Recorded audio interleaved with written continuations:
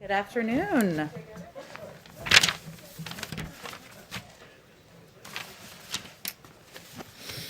We have another special visitor and guest with us here today. The January jobs report, which we all saw came out this morning, is disappointing and underscores the need to act swiftly to deliver immediate relief to American families. The bottom line is our economy is digging out of a hole worse than the depths of the Great Recession moving at a crawling pace. Today we're joined by a member of the Council of Economic Advisors, Bernstein, who will walk through the numbers reported today by the Department of Labor and how they serve to underline the urgency for the President's rescue plan. Go ahead, Jared.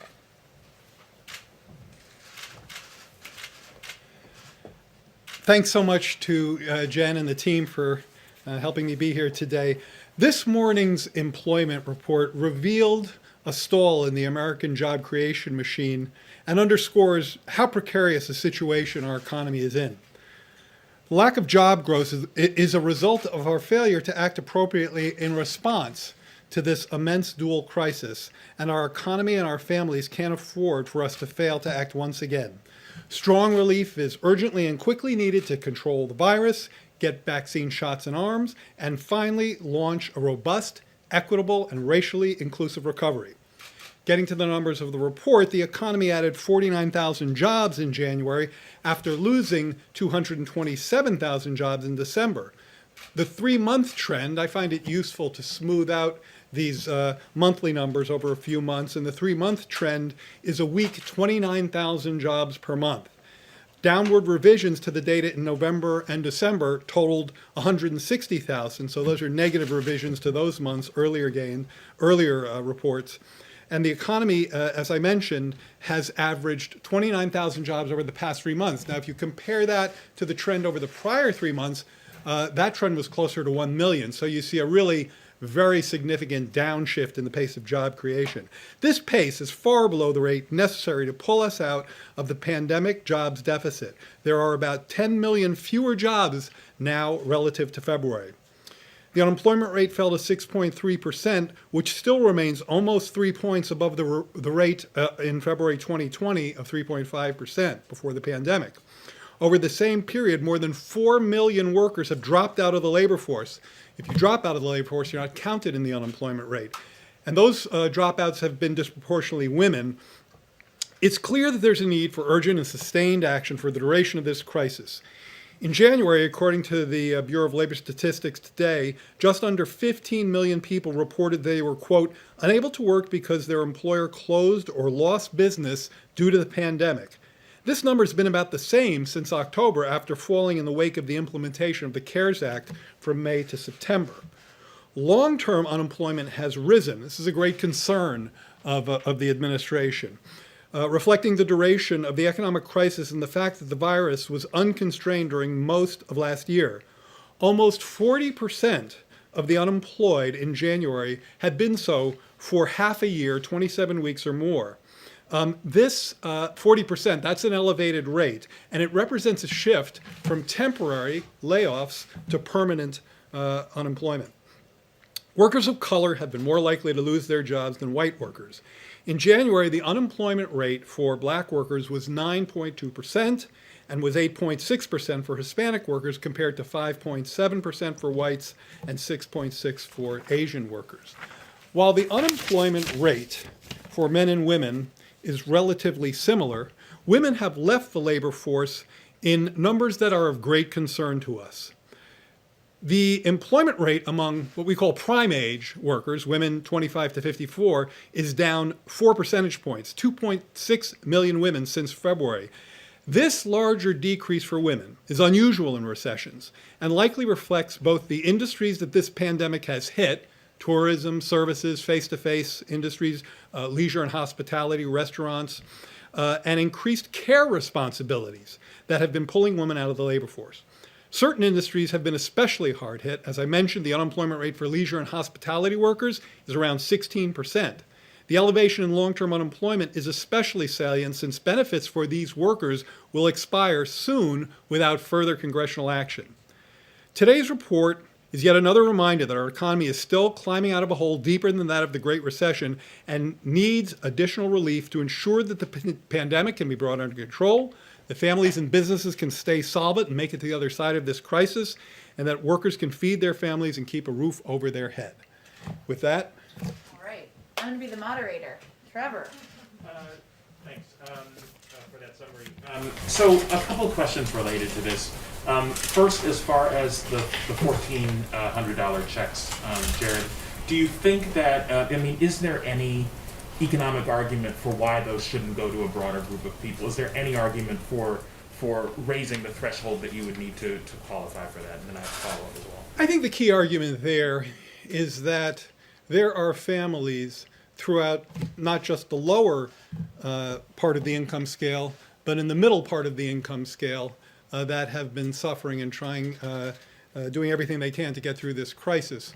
The president has been very clear on an important point here, which is that if you look at teachers, if you look at folks who are in blue-collar professions, if you look at retail workers, healthcare workers, if those folks are unemployed, they can get unemployment coverage, and that helps them. But many of those folks have kept their jobs. Many of them are essential workers, yet they've lost hours, they've lost wages, they're struggling to make ends meet, they face nutritional constraints, often they face foreclosure or eviction moratoria, which, by the way, forbearance, when it comes to mortgage, does not mean forgiveness. So many of these families are accumulating significant debt that will come due.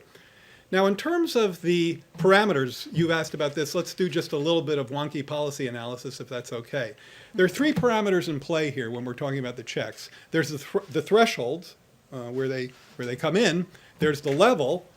The president has been firm on 1,400 as a level, which, plus the 600 gets you to 2,000.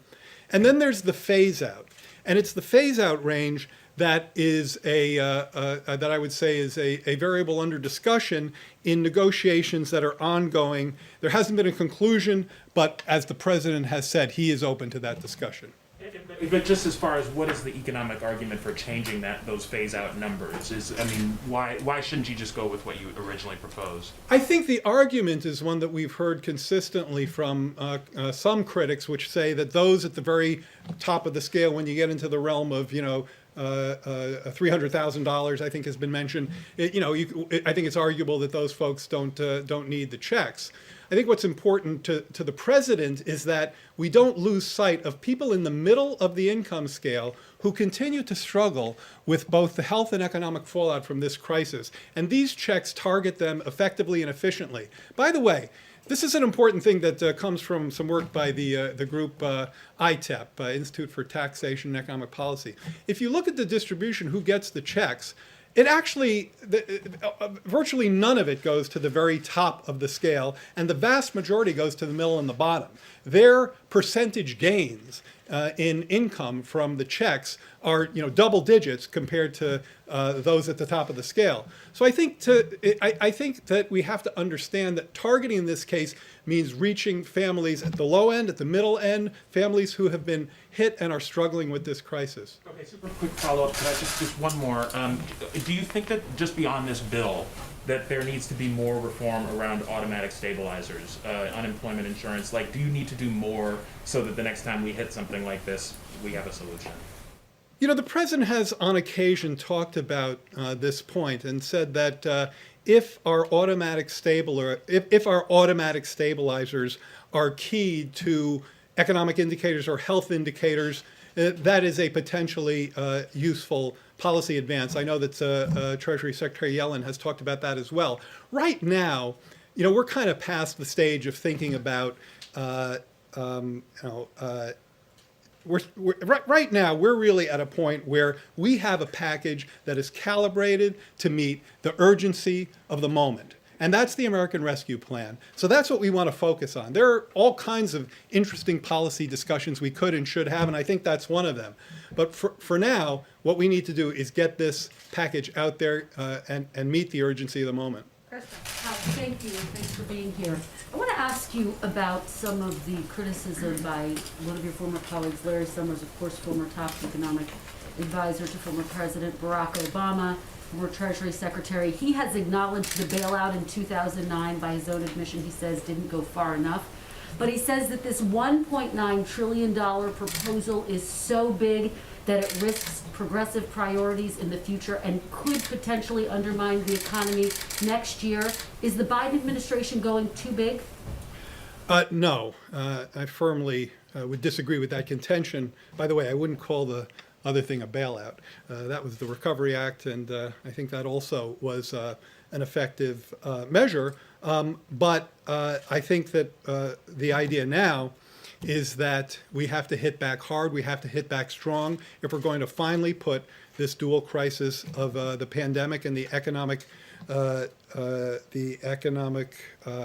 pain that it has engendered behind us. With respect to Larry's point, I mean, one thing is just wrong, which is that our team is dismissive of inflationary risks. We've constantly argued that the risks of doing too little are far greater than the risk of going big, providing families and businesses with the relief they need to finally put this virus behind us.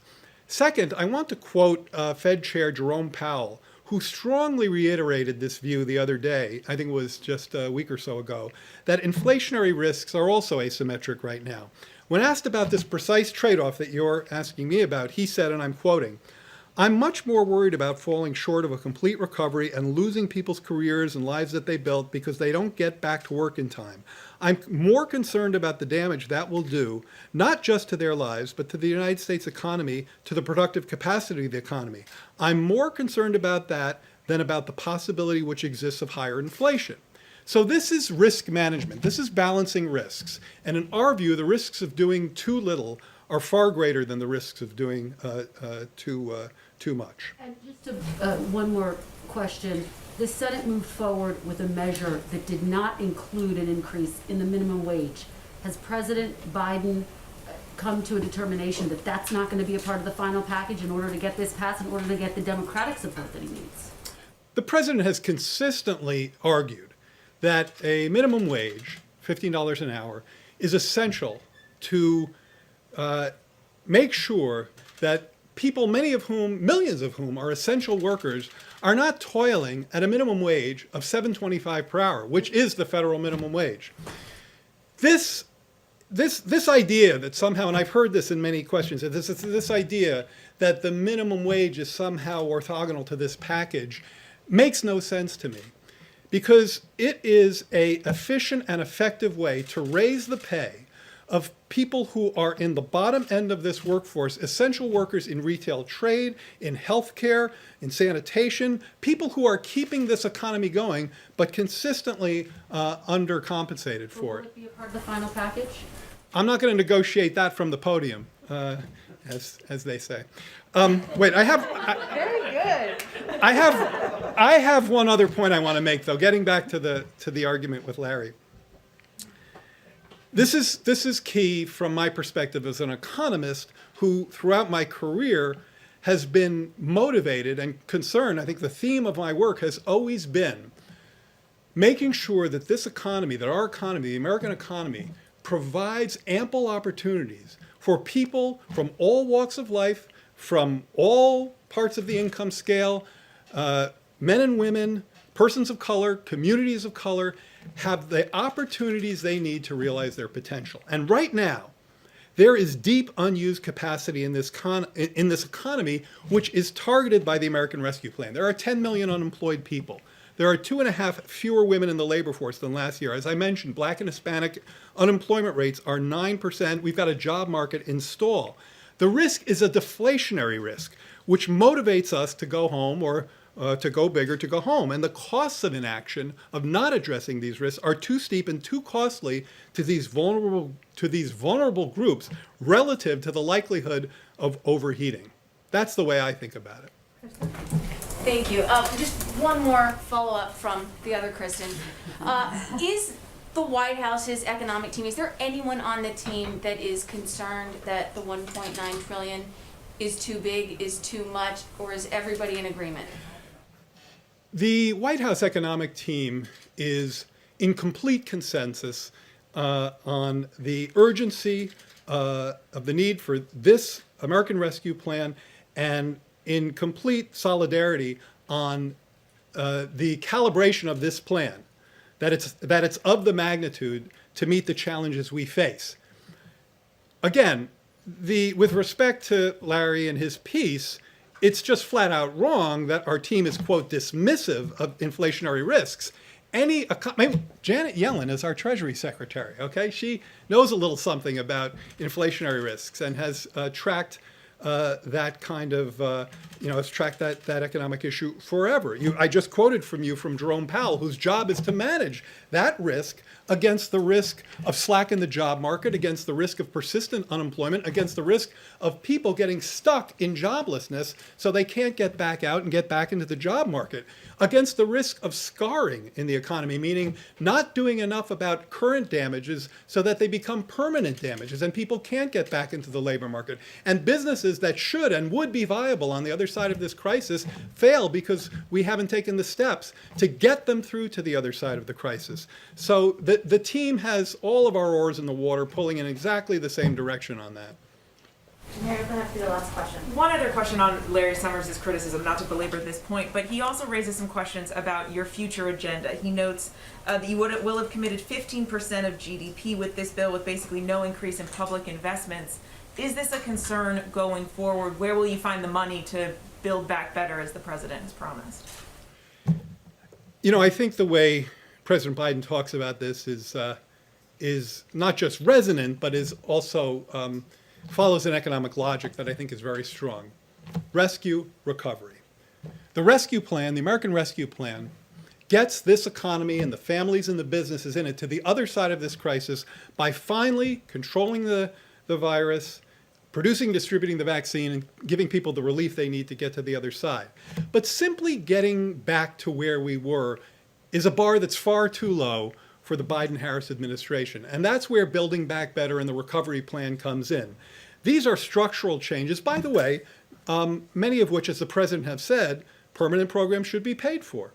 So these are structural programs that, not in a cyclical sense, dealing with kind of getting to the other side of the crisis, but deal with the structural challenges we face in climate, in education, in care, in poverty, in racial discrimination. And I am, and infrastructure, I am wholly confident in this president and this administration's ability to go forth and make a strong case for rescue now, get the economy the other side of the crisis, pursue the recovery, the Building Back Better agenda. As I say, I'm confident about that. One point and then I'll stop. Infrastructure, I get asked about this a lot. And the implication kind of the question is that, well, infrastructure is a Democrat thing and you'll have a hard time with that. Let me tell you a little anecdote. I was testifying sometime a year or two ago in the House. And when I finished my testimony, a couple of Republicans, and I won't name them because this was a private moment, pulled me aside and said, hey, a Democrat, come here. And they said, we want to do infrastructure, but we can't do it because our boss, President Trump, doesn't have a plan. The plan was really an asterisk. I guarantee you, there are politicians on both sides of the aisle who are champing at the bit to make investments in public goods in this country, to do an infrastructure bill that repairs not just maintenance, but gets into clean energy, into broadband, into the kinds of investments that you've heard the president talk about. So I am confident that we work on rescue now, we'll get to recovery next. Thank you. Thank you, Jared, so much. Thank you. Thank you. Well, people often ask me what my favorite part of this job is. It's I get to call up Jared Bernstein or Jake Sullivan and talk to them about questions and bring them in here as often as we can, and that's how it should work. I have a couple of items at the top just to go over and update you all on. First, let's see. At 3 p.m. this afternoon, Vice President Harris and Secretary of the Treasury Janet Yellen will hold a virtual roundtable with participants from local Black chambers of commerce from across the country to discuss the importance of passing the American Rescue Plan. Local chamber representatives will share on-the-ground experiences during this crisis, ask the Vice President and Secretary questions, and discuss how small businesses in their community are faring right now and what they need. A brief note on the tragic deaths of 2 FBI special agents earlier this week.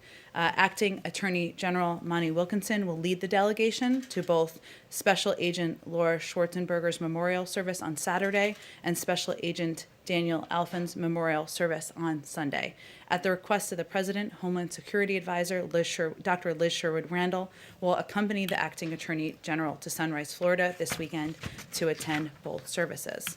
Last item, tomorrow the White House, and I have a week ahead. Tomorrow, the White House will launch a new effort for the president to regularly communicate directly with the American people. This was a question one of your colleagues asked earlier this week. There is a time-honored tradition in the country of hearing from the president in this way, from FDR's fireside chats to Ronald Reagan establishing the weekly presidential radio address. President Biden will continue that tradition, and we expect it to take on a variety of forms. The inaugural edition will be a conversation between the president and Michelle, who lives in Roseville, California, and lost her job at a startup clothing company because of the pandemic. Look for that tomorrow on the White House digital channels. Finally, next week, the president will be focused on engaging with bipartisan groups on the American Rescue Plan and other key priorities, including current vaccine distribution and national security.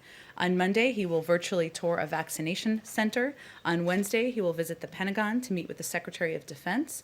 And on Thursday, President Biden will visit the National Institutes of Health. So with that, Zeke. Thanks, Jen. A couple of quick questions for you. Why is the president going to Delaware this weekend?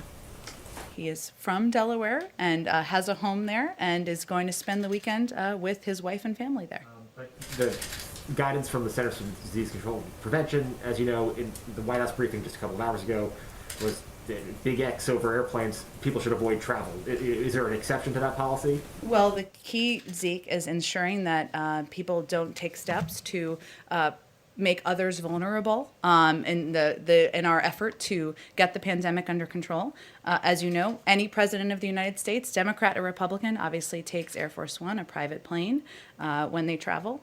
Delaware is his home, and so he looks forward to spending the weekend there and some time with his family. Changing gears a little bit, we know that the president's been vaccinated. Has he been receiving regular tests for the coronavirus while he's been here at the White House? We haven't seen since the transition sort of an update on his testing. I'm happy to get back to you on that and provide you an update. He has, as you know, received his second vaccination, which was done in public. And then a follow-up question from a couple of weeks ago. You were asked about the president's policies towards federal executions. Does the president plan to put in place a blanket federal moratorium again? The president has spoken about his opposition to the death penalty in the past, but I don't have anything to predict for you or preview for you in terms of additional steps. And finally, just one last one, sorry, on the speech. It's okay. It's Friday. We've got to get it all out.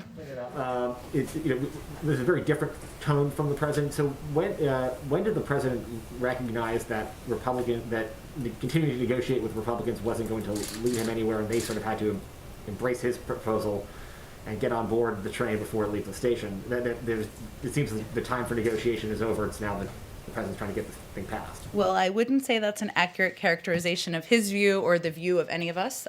Just to note, even as the package is moving through a reconciliation process, there is a great deal of time. The process enables for time for negotiations through committee work, which will happen next week. And also the majority of reconciliation bills in the past have been bipartisan. And so we certainly are hopeful that there will be opportunities for amendments from Republicans, amendments from others across the board to be a part of this process moving forward.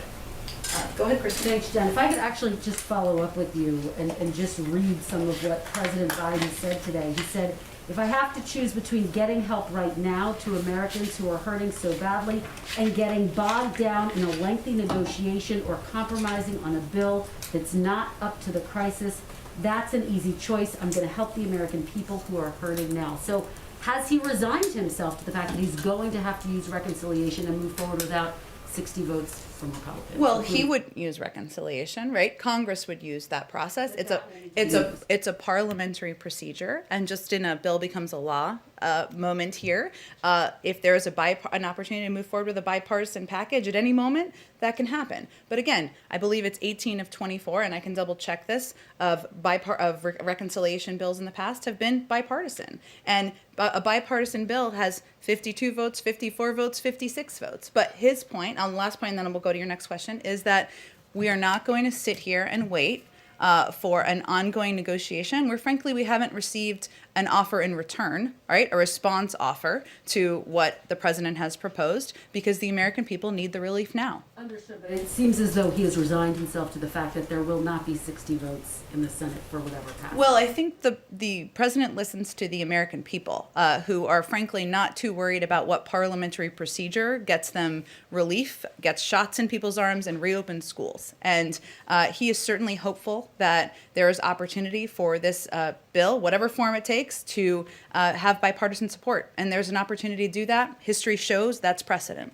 If I could ask you on foreign policy, there's going to be a principals meeting on Iran today.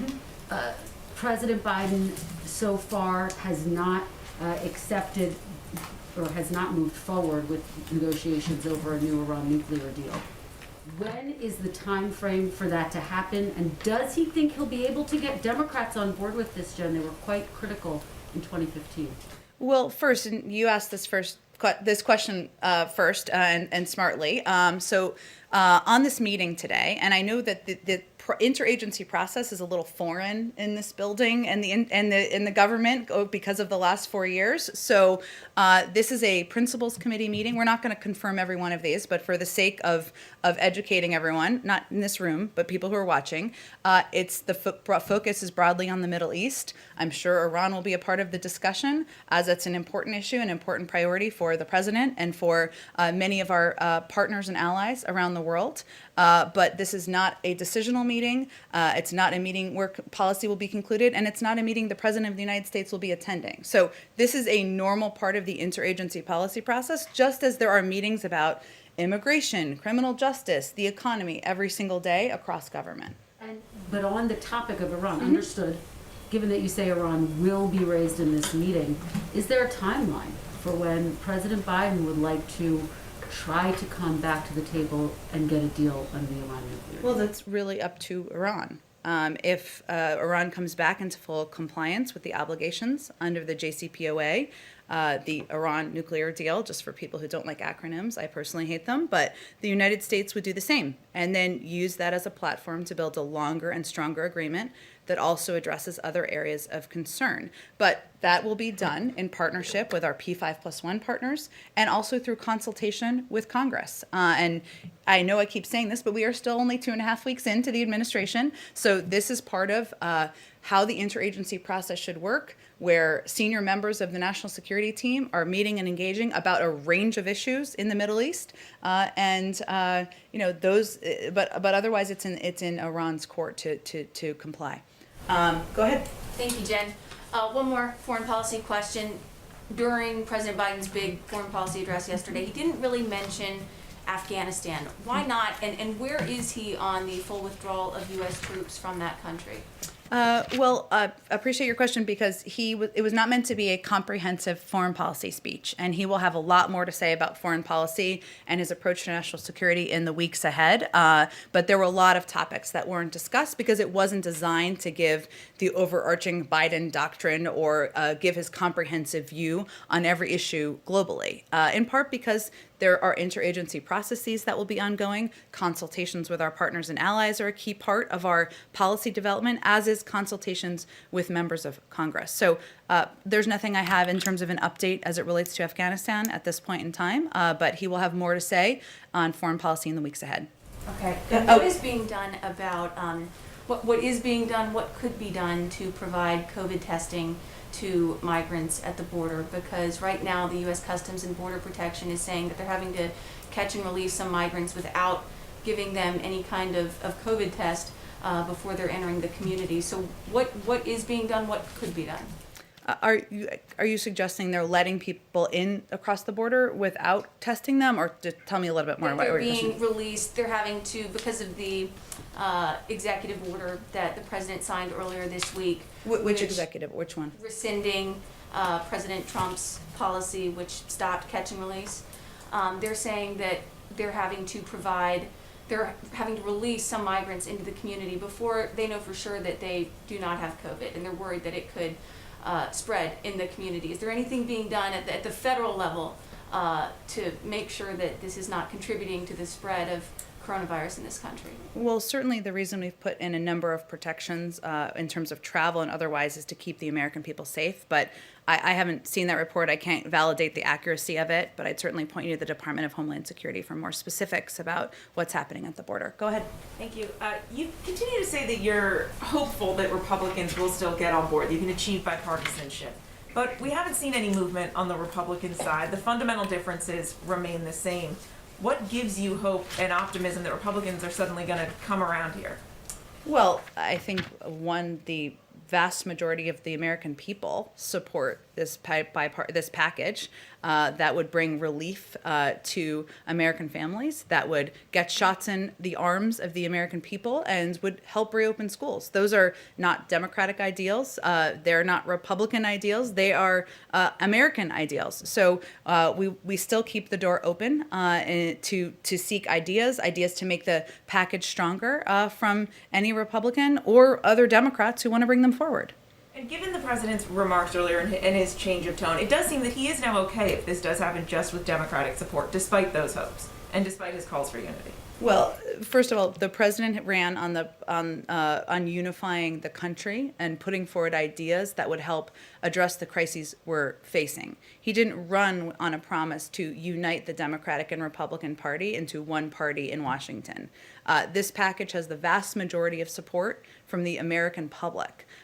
This is something that people want. They want to see it pass. They want these checks to get into communities. They want this funding to go to schools. They want more money for vaccine distribution. He is certainly not, I wouldn't draw that conclusion. He is somebody who is keeping the door open. He will remain engaged with Republicans in the days ahead. As you know from covering the Hill, there's still several steps in the process here to move it forward. We saw even some actions last night in Vote-A-Rama, which is my favorite term of the week, where there was bipartisan support for ensuring the checks were targeted. There was bipartisan, I know somebody asked a question about minimum wage earlier. There actually was bipartisan support on that, including from Senator Bernie Sanders, for making sure that it wasn't implemented immediately. There is bipartisan support for helping small businesses. There's disagreement, certainly on the size, but there is a shared view that the American people need relief, and it is our responsibility to keep the door open to any good ideas that come forward. And on the minimum wage, do you feel that this bill is your best shot at getting through a hike? Does it become more difficult going forward if you can't get it done now? I don't want to get ahead of where we are in the process, but the president believes that increasing the minimum wage is something that would help American families, and it is essential to helping people who are struggling, and something that workers certainly deserve. We will leave it to the Democrats and Republicans in Congress to see if this is possible through the parliamentary process of reconciliation. Go ahead, Karen. Jen, to follow up on that and the quote that Kristen read, but I also want to come back to a vaccine question. Sure. The president said, it's an easy choice between getting help to Americans who are hurting or getting bogged down in negotiations. What's his definition of bogged down? What's a timeline looking like? Like, for him, who's been involved in negotiations for many years, what does bogged down mean? It means bogged down. It means it means.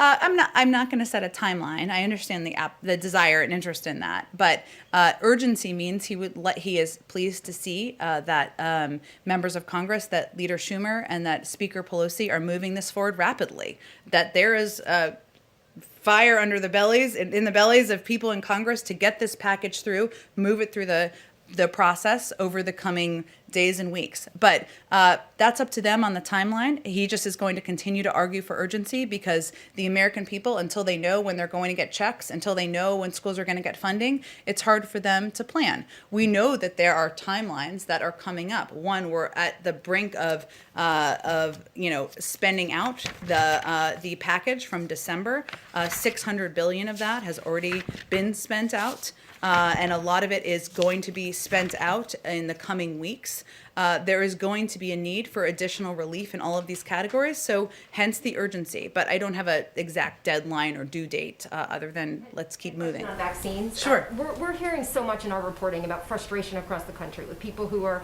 trying to navigate the system. They're signing up on multiple websites through multiple means to hope to win a lottery and get a vaccine appointment. What is the federal government doing right now to address this challenge for so many Americans? And why can't there be a better system so it's easier to just sign up and wait for your turn? We agree with you completely. That it is completely confusing, has been around the country in states and localities. The American people who are just trying to do their job, take care of their kids, homeschool, balance everything everybody's balancing right now, just want to be able to go on a website and sign up for their vaccine.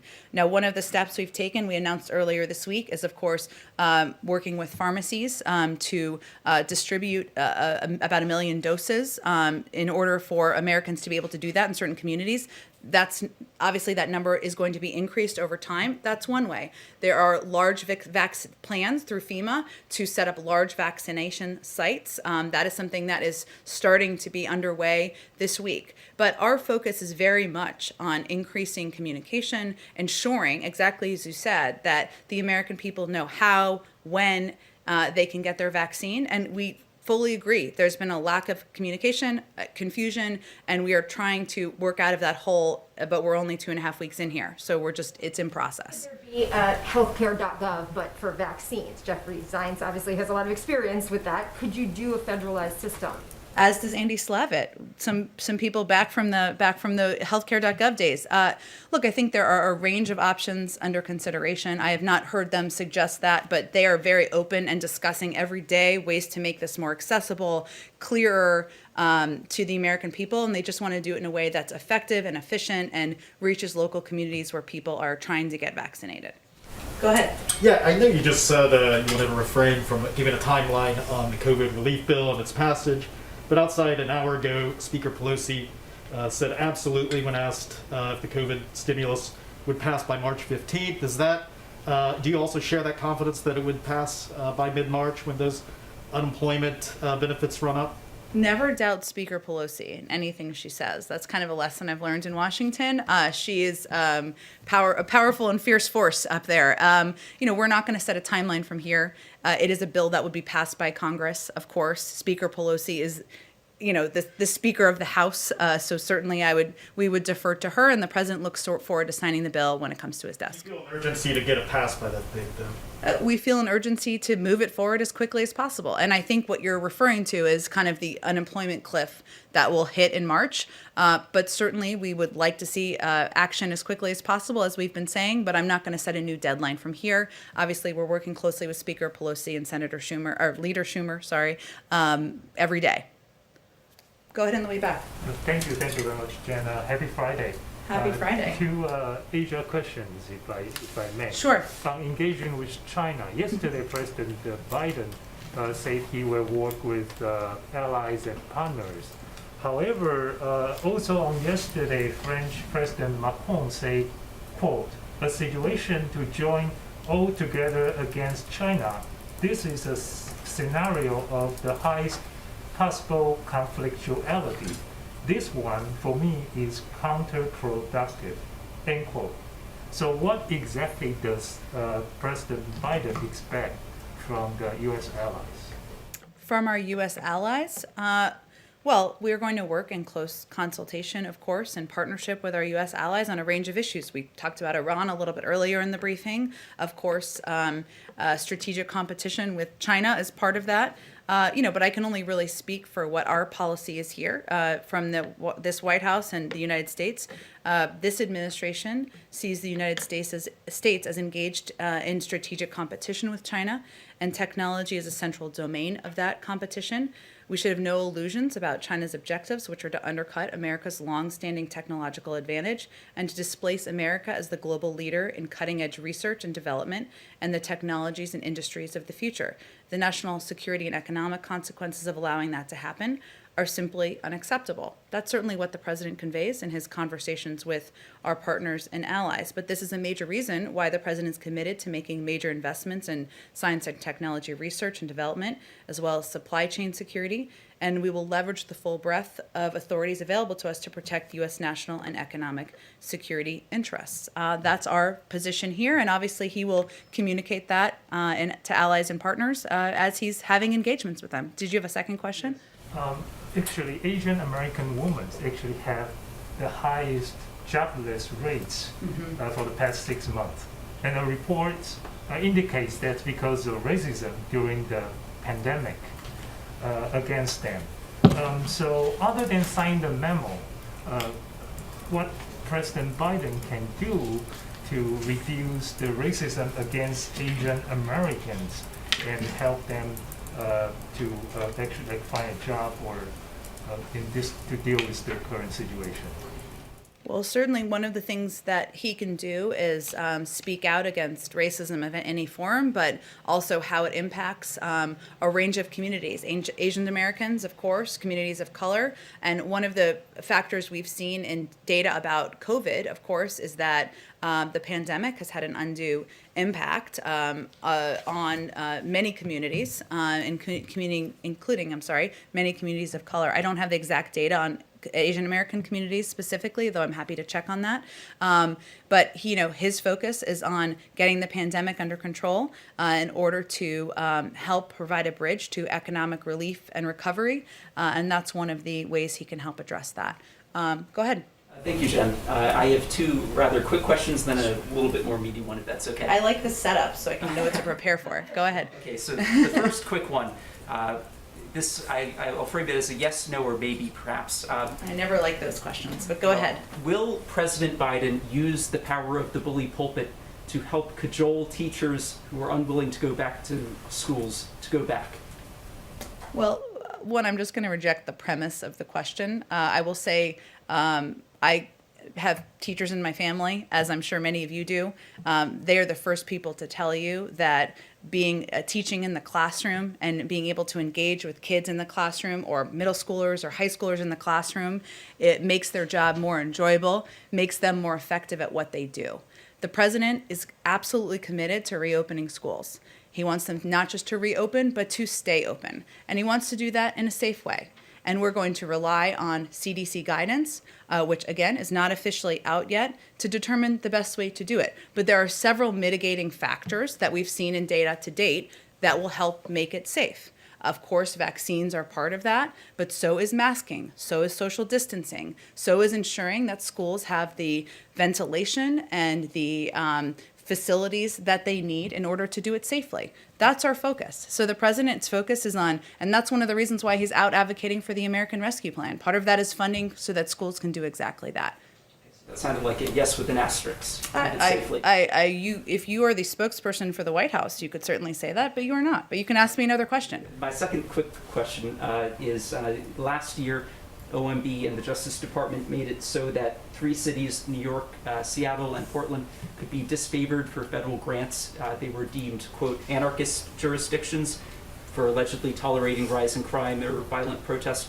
Has the Biden White House decided to reverse those policies disfavoring grants to those 3 cities? This is an OMB action from the Trump administration you're asking about? The Justice Department, yes. Okay. We are a new administration. We, of course, are reviewing a range of policies and charting our own path, but I don't think I'm going to have any comment on policies from a year ago from the prior administration. The third more meaty question, if I could just follow up on a quote from the president in December. He said, quote, my son, my family will not be involved in any business, any enterprise that is in conflict with or appears to be in conflict with where there's appropriate distance from the presidency and government. Just recently, there were reports that the president's son still owns a 10% stake in a Chinese investment firm formed with state-owned entities. Do you have an update on the divestment from that investment? He has been working to unwind his investment, but I would certainly point you, he's a private citizen, I would point you to him or his lawyers on the outside on any update. Go ahead. Thanks. I have two questions. Jared Bernstein was talking about the threshold of the stimulus checks and when they should phase out, and he said people who make over $300,000 or families should not get those checks. We've seen Susan Collins and some other Republicans talk about having the checks phase out to $50,000. What is the White House's position today on when those checks should start to phase out and who should not be eligible for them? There's an ongoing discussion about it, and it is an active discussion. The decision a final conclusion has not been made. As Jared was saying, those conversations are happening with Democrats and Republicans. And as I said kind of the other day, but it still is the status today, the president is firm on the necessity that people receive who are eligible $1,400 checks. He's not movable on that becoming smaller, but there is a discussion, as Jared said, about the phase out and what that looks like. Now, that doesn't mean that somebody making that it's a dead cutoff. It means that it will be phased out to slightly less than that amount at whatever the cutoff is. But those are ongoing discussions, and a final decision hasn't been made. Secondly, there has been a lot of discussion today. President Biden talked about the 2009 stimulus package and lessons that he and other people learned from it. What are some other points of economic crisis that the Obama administration dealt with that President Biden has drawn lessons from? Is it from the auto bailout? There was so much that people were dealing with at that time. What other economic crises did he draw lessons from, and what are those, and how is he applying those to the situation today? Well, it's a very interesting question. I have not had this in-depth discussion with him about the impacts of the Obama administration policies on his thinking. I can say broadly speaking, because there are people who, of course, a number of us who had served in the prior administration. Of course, there are lessons about ensuring we act swiftly when the American people need relief, looking for bipartisan support, which is something certainly the former administration also did. There's also lessons we've learned about how we sell the packages that we're putting out there to the public. And that's one of the reasons why we bring in some of our economic officials or policy experts so that they can help lay out for all of you and hopefully for the public the thinking behind how packages are designed. And also that we need to continue to think about how we break down these packages for the public to ensure we're explaining why we're doing what we're doing. It's not just a $1.9 trillion package, right? It is a package that has funding to reopen schools. It is a package that it has funding to help ensure cops and firefighters can stay in their jobs. It's a package that will get vaccines in the arms of Americans, and it's a package that will ensure that the 1 in 7 Americans who don't have enough are concerned about putting food on the table are able to do that. So those are some of the lessons, but I don't have anything more about what he's specifically drawn from it. It seems like part of that lesson is to not wait for Republicans forever.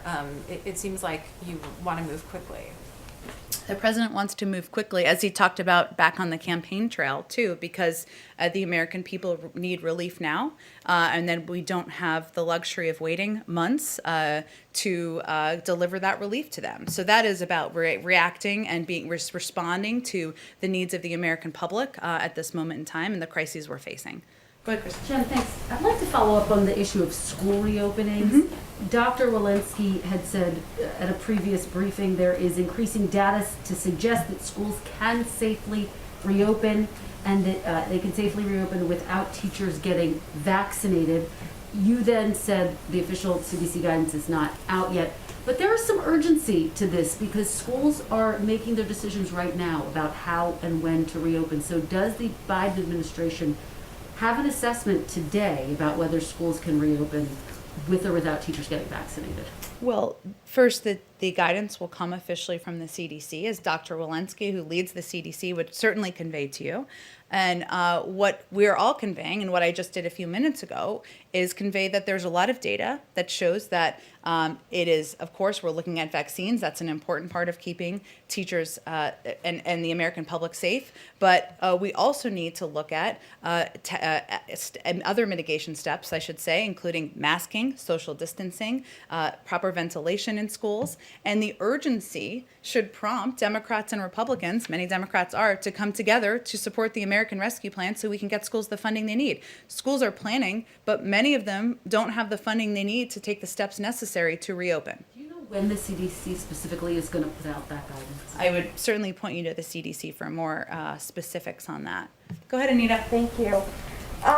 Do you have a sense at this point of when the cabinet nominations will go through? Obviously, we're right up against the impeachment trial. This is what you all didn't want to happen, which is this delay. We don't know how long the trial will last. I'm specifically curious about the Attorney General.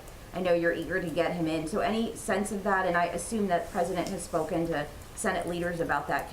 Is there anything that can be done? Well, we are certainly hopeful that more of our cabinet nominees can move forward. We have seen a number of them move forward in the last couple of weeks, many with bipartisan support, with bipartisan votes. But you're right that getting the Attorney General through, Merrick Garland, is vital not only to the President, but should be vital to Democrats and Republicans in Congress in order to have a leader at the head of the department who can oversee an independent Justice Department and ongoing effort and review any ongoing efforts or investigations that are happening there. This is an issue broadly, the confirmations in general, he has raised in the past with members of Congress, and certainly there's an understanding about the importance of having his people in place leading agencies, but I don't have anything specific for you to update on the timeline of an Attorney General being confirmed. And just generally, there's sort of no specific timeline on when these might be done, just as soon as possible, no timeline? Certainly, Anita, as soon as possible. We are confident that the Senate can walk and chew gum at the same time. As you well know, there was a delay in part because of the need to agree on a power sharing agreement. Obviously, we're past that. And certainly, given many of the comments, including from many Senate Republicans about the qualifications of our Attorney General, the President's Attorney General nominee, and the value that I think and hope we all share to have an independent Justice Department, we're certainly hopeful they can move forward as quickly as possible. Really quick housekeeping, excuse me, sorry. Sure, go ahead. About next week. You mentioned a couple things that he's doing next week.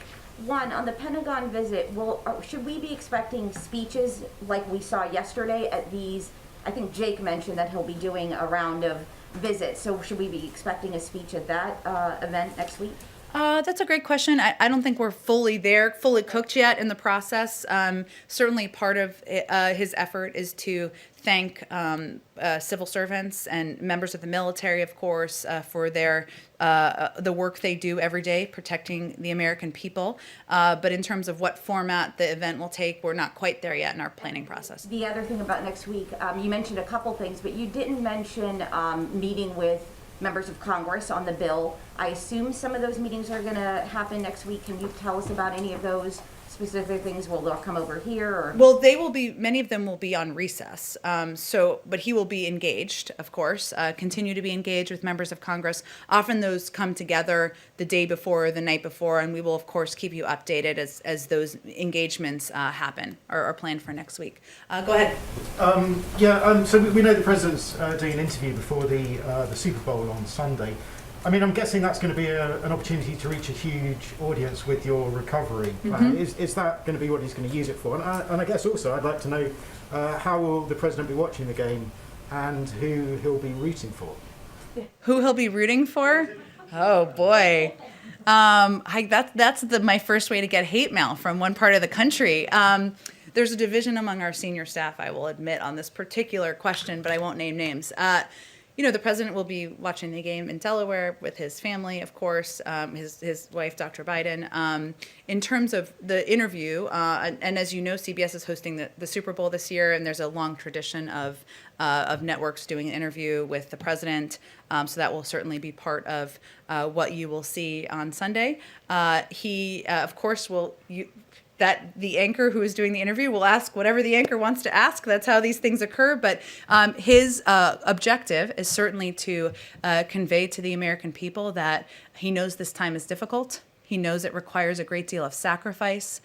He's incredibly grateful to the healthcare workers, to the frontline workers, to people who are working every day to keep us safe. And hopefully he will have the opportunity to reiterate the measures that we can take. Masking, social distancing, of course, ensuring that people are getting the vaccine when they're eligible to get the vaccine, and update the public on his efforts to do exactly that. If I might just ask a second one for a colleague who can't be here because Sure. of COVID restrictions, from Brian Karem of Playboy. We saw a break with Saudi policy yesterday in the Middle East. So will the Biden administration openly condemn or implement sanctions against the Saudi government for the death of Washington Post writer Jamal Khashoggi? So first, let me say and reiterate the murder of Jamal Khashoggi was a horrific crime. We are prepared to release an unclassified report with full transparency for Congress. This is the law, and we'll follow the law. Of course, the Office of the Director of National Intelligence would have further details, and I would refer you to them for additional specifics. We, of course, expect Saudi Arabia to improve its record on human rights. That includes releasing political prisoners, such as women's rights advocates for Saudi jails. We're encouraged by the release yesterday of 2 dual national American Saudi citizens. We hope to see further progress over the next coming months. And as noted in a couple of areas we've talked about, there's an ongoing review, of course, of our policies. You saw the president make an announcement yesterday about our engagement in Yemen, which of course is directly connected. But again, there'll be ongoing discussions and reviews by our national security team, and I don't have any policy decisions to read out for you or predict for you at this point in time. Go ahead in the back. Thanks, Jen. And I have 2 questions as well. Sure. And keeping with the economic theme of the day, my first question.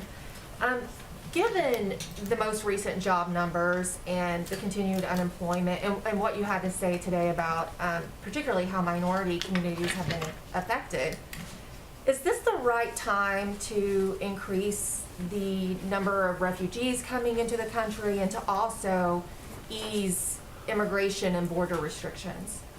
Well, the president fundamentally believes that having a humane and moral immigration system in place strengthens our country, strengthens our economy, and many business leaders across the country have said exactly the same thing.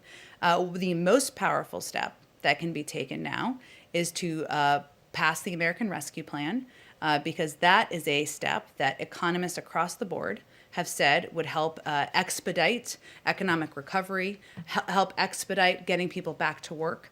And without it, we will be years behind, according to a lot of economic data, where we need to be. And then from the public health aspect of it, considering the coronavirus numbers are still where they are, the president has enacted more restrictions on travel restrictions, including South Africa. How does that play into it with his immigration and refugee policy?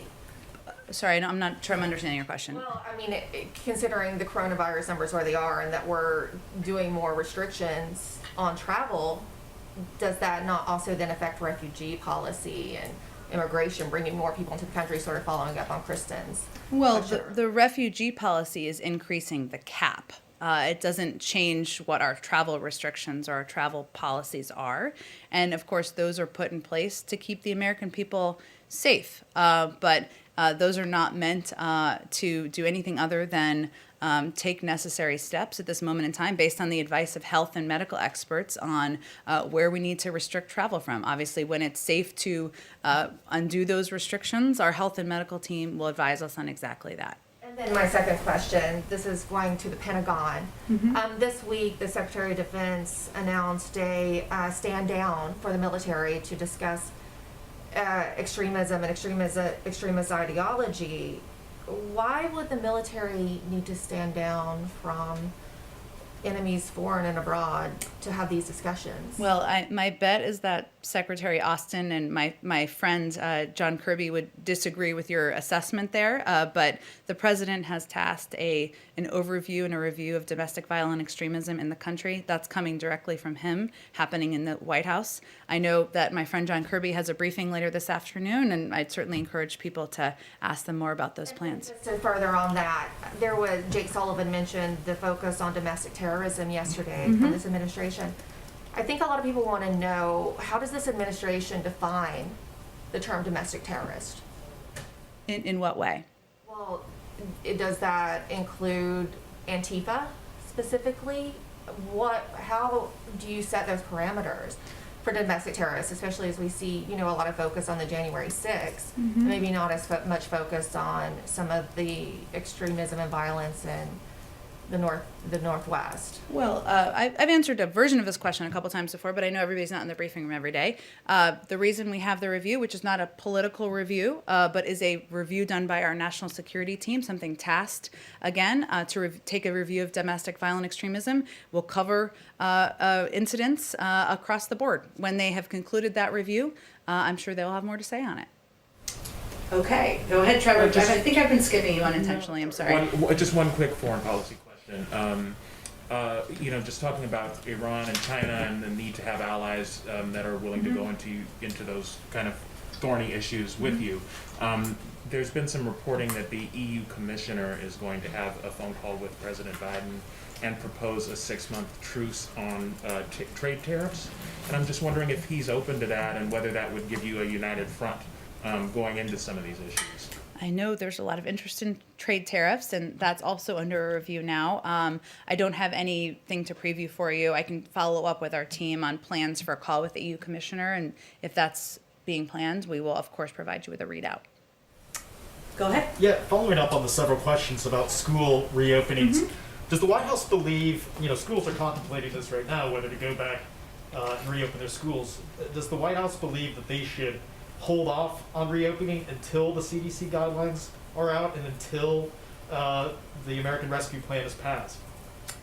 Well, I think some schools are looking for that guidance and also looking for funding. Obviously, different jurisdictions make decisions, but we are hopeful that when the CDC guidelines are out, that will provide some advice, or from a medical, more than that, specific guidance from our health and medical team, the expertise of Dr. Walensky and her team on exactly what mitigation steps can and should be taken to reopen schools safely. But for schools in the moment right now, weighing whether they should reopen, you don't have a recommendation one way or the other, just to wait for the guidelines, or just trying to clarify? We'll have I'm not going to get ahead of what the guidelines are. I think there are different jurisdictions that make different decisions. A lot of school districts are certainly waiting for those guidelines, but also waiting for additional funding so that they can reopen schools safely, make sure teachers are safe, students are safe, and families can feel confident in their kids being at school. Go ahead. Thank you. Following up on one of the questions from earlier, and then I have a foreign policy question too, but is there any update on the state of a large-scale public sort of PR media campaign supporting the vaccination effort, or is it difficult to do that without knowing whether or not the inventory is sufficient enough to actually tell people to go to CVS or Walgreens or wherever they may be supposed to go? Well, certainly part of our commitment is to launch a massive public affairs campaign, which is something we've talked about a little bit in here. It takes a little bit of time to get all your ducks in a row to get that going. But part of what we're also trying to do is utilize our experts to be out there publicly, do these briefings 3 times a week to, as Karen was asking about earlier, provide more accurate and clear information to governors so that they can also communicate with communities, empower local medical experts and doctors so that they can communicate more clearly with their communities, which are some of the most trusted sources. We've had a lot of officials out on local television, doing local television interviews. So even as we're preparing for more of a widespread, or broad scale, I should say, public campaign, we've also had a number of members of our team doing everything we can to communicate effectively and efficiently on this particular issue. And the foreign policy question, sometime overnight during the vote-a-rama in the Senate, there was a... You just wanted to use that word, I know it. There was a 97-3 vote in favor of supporting the location of the U.S. Embassy in Jerusalem. Is there a position in terms of the Biden administration as to whether or not the Trump administration's actually implementation of the Jerusalem Embassy Act should be maintained, or whether it might move back to Tel Aviv? It's a great question. I have not talked to our national security team about it. I will venture to do that and circle back with you directly. Thank you. Thank you, everyone. Happy Friday.